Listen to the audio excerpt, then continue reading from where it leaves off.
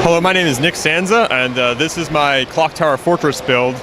It is based on a fortress in Cuenca, Spain, which is, it was used during the Spanish Civil War as a fortress to host German volunteers during the war, and then it was later given to Germany as a part of goodwill between the two fascist nations right before World War II.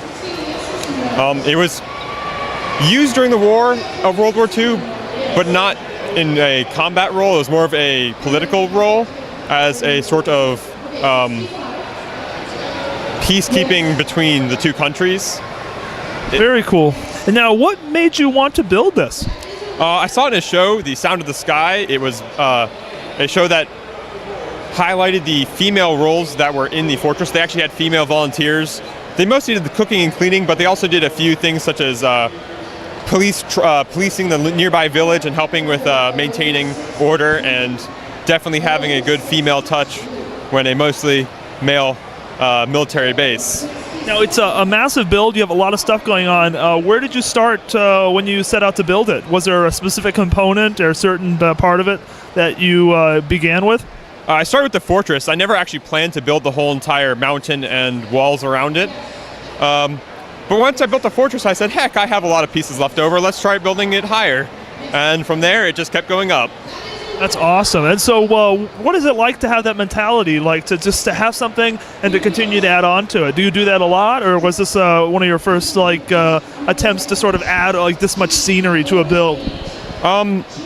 This is definitely one of my first attempts to build something this large, but I always have had the mentality to keep adding to something. Like, I'll build a vehicle or a scene or something, and I'll keep changing it over and over until I finally feel that it's as best as it can possibly be.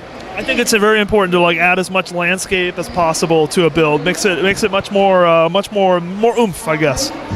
Definitely more oomph. So now, could you take the time to point out some of your favorite parts of it? There's a lot of really nice techniques you're using, and some really cool design features. Run us through some of your favorite parts. Definitely the bridge is one of my favorite parts. The bridge started out as an all stone with arches, but during a war during 14 or 1500s, it was destroyed. But they had just recently started experimenting with cast irons. They made the whole bridge cast iron and painted it red. And then it was later destroyed during the war again, hence why it's broken in this. But it was definitely fun to build with all the lattice work in red.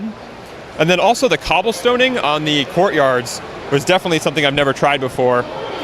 I got actually inspired by last year's Vatican mock with all the little round tiles they did. But I couldn't quite use them loose because I was afraid they'd fall off the edge. So I put them all randomly on in a semi-dense pattern to simulate the randomness of cobblestoning.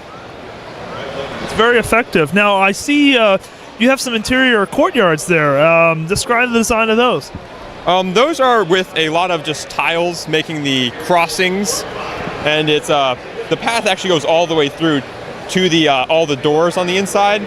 Doors don't open, sadly, but it's all good. And then there's a cobbling on the most of the mini squares on the corners, except for the two on the left, which have the tree and the dirt plots, where I think they grew their food in there.